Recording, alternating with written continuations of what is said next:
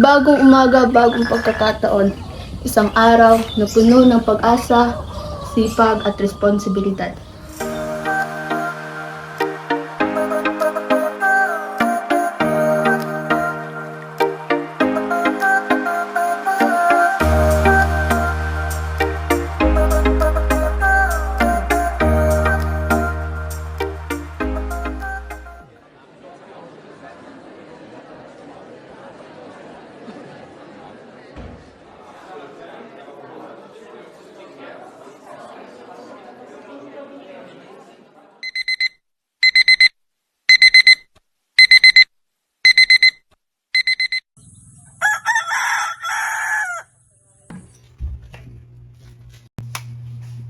Julian! Gumising ka na! Malate ka na sa klase!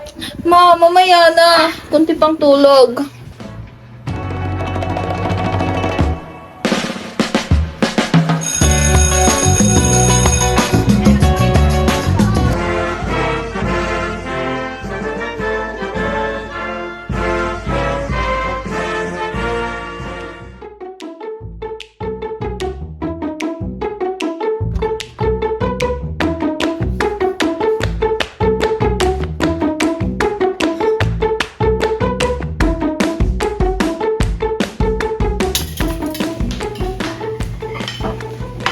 Julian, kumain ka muna!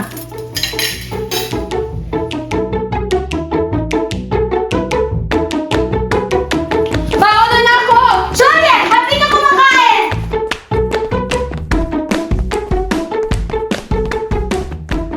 Sige, mag-attendance check muna tayo. Kahon na. Present, ma'am. Talawgon. Present, ma'am.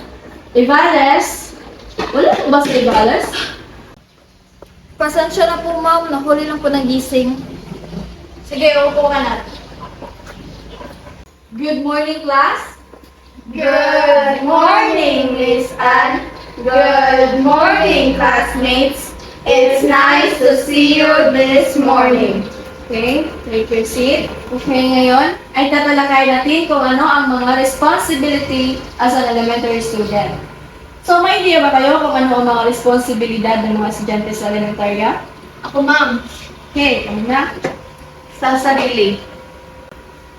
Okay? Vales? Sa pamilya. Talawgon? Sa paaralan.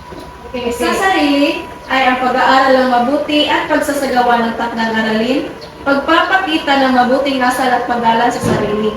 At sa pamilya naman ay pagsunod sa mga magulang at nakakatanda. At sa paaralan naman ay pag-iingat at wastong paggamit ng mga kagamitan sa paaralan at pagiging disiplinado sa klase at pagsunod ng mga alituntunin ng pag-aaral at aktibidad.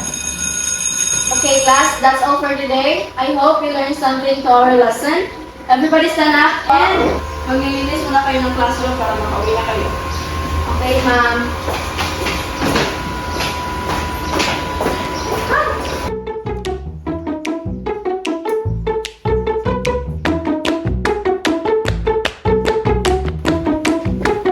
Julian, tulungan mo naman ako dito para matapos na agad.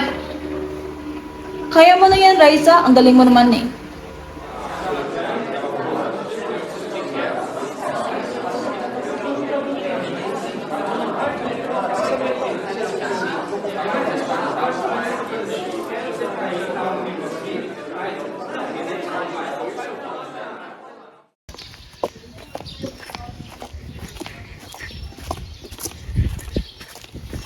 Aray!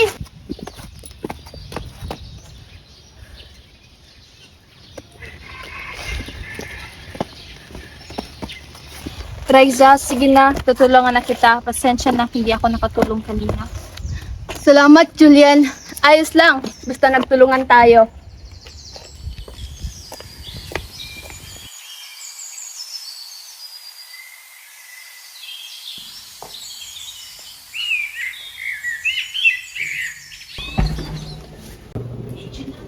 Ano po, ma? Bakit kaya na mukha mo? May problema ba? Ma, pasensya na kung hindi ko nagagawa yung dapat kong gawin. Nahihirapan lang po kasi ako minsan. Anak, normal lang yan ang mahirapan. At hindi ibig sabihin na titigil ka. Subukan mo ng paulit-ulit. Ang importante, sinubukan mo. Ma, ayoko po nakikita kayong nahihirapan dahil sa akin. Gusto ko na po magbago. Mahal ko po kayo. Anak, mahal din kita. Gusto ko lang na matutunan mo ang maging masipag at responsable. Hindi kailangan maging magaling ka agad. Pero gawin mo ang lahat ng makakaya mo. Nandito lang ako para tulungan ka. Payakap nga.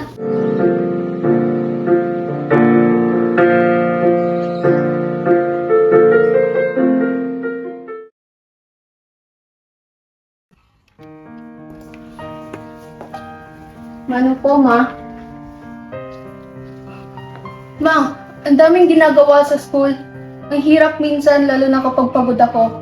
Pero gusto ko po magpatuloy dahil ayoko ma-disappoint kayo. Anak, kahit kailanman, hindi ko hinihiling na maging perfecto ka. Ang mahalaga sa akin ay ginagawa mo ang makakaya mo. Alam kong masipag ka at proud na proud ako sa'yo. Mahal na mahal kita, anak. Tandaan mo lagi na nandito ako para sa'yo, para suportahan ka. Gulong-gulo ang isip, san ba lulugar kapag nagkamali? Grabe sila mahusga.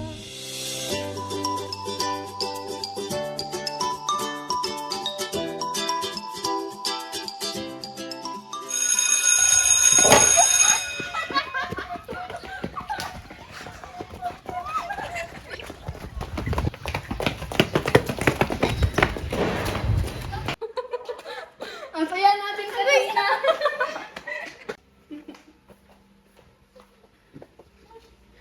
Sige, next one.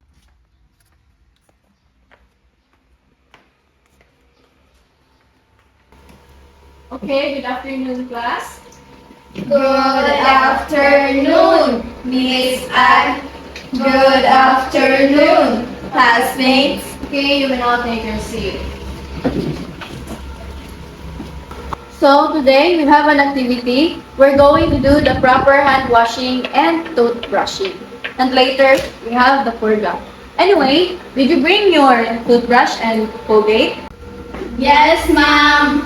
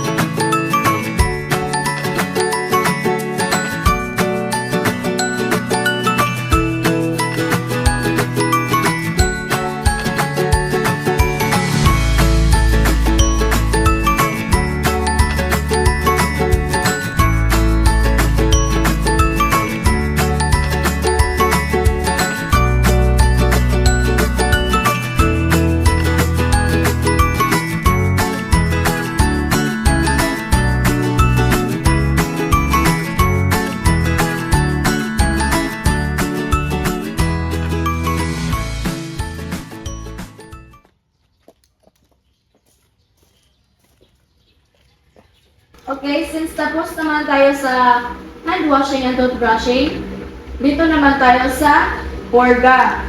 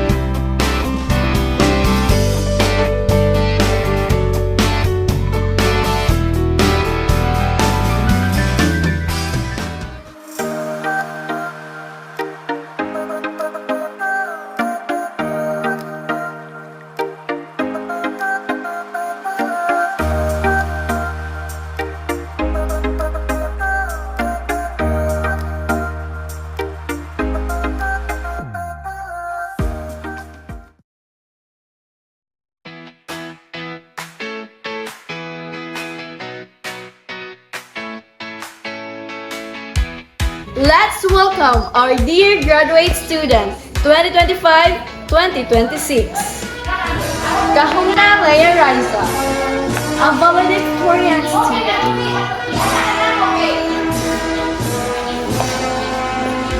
Evales Juliet, salutatorian student.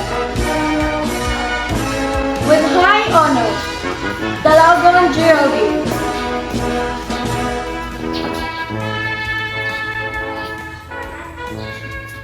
With high honor, Dalagon Geraldine.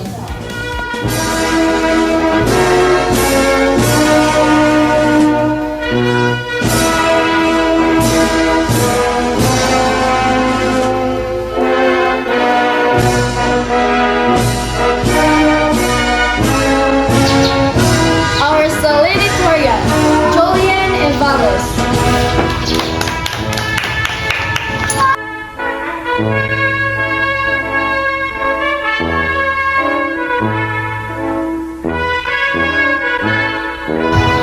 Our valedictorian, Kahuna Leia Raisa.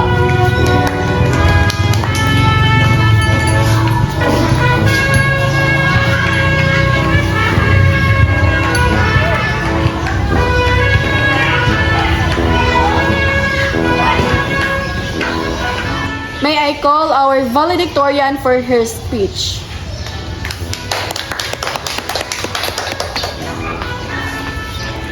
Good morning, respected teachers, esteemed guests, beloved parents, and my fellow students. It is with great honor and humility that I stand you before today as the valedictorian of our batch. This moment is not just a recognition of academic excellence, but as a statement to the values and responsibilities we, as elementary students, are called to uphold. Being a student is more than just studying hard and earning high grades. It is embracing a sense of responsibility for ourselves, for others, and for the world around us. Throughout my journey, I have learned that these responsibilities shape who we are and who we will become. Thank you. And may I call our salutatorian for her speech.